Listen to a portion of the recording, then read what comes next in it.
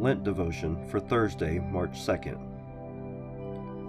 Today's scripture is Matthew 4, 1-4. Then the Spirit led Jesus up into the wilderness so that the devil might tempt him.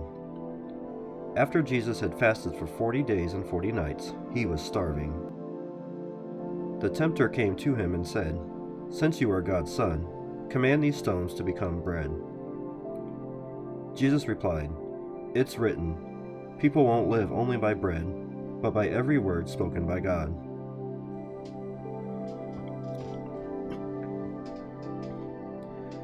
The Gospel of Matthew tells the story of Jesus as a new Israel.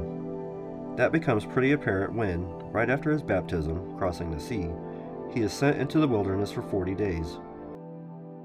Israel spent 40 years wandering in the wilderness. This 40-day period of time is significant in Matthew because during these days Jesus will face temptation.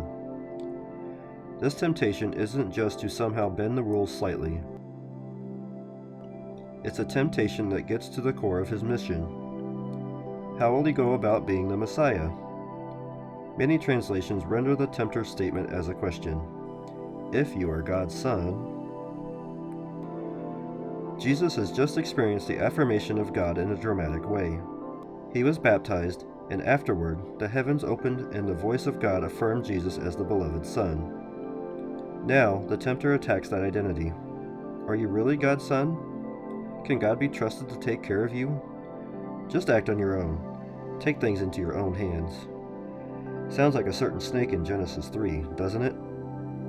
Jesus passes the first test because he knows and trusts who he is. How differently would you live and move in the world if you trusted, at the core of your being, that you were a beloved child of God? Today, remind yourself often that this is exactly who you are.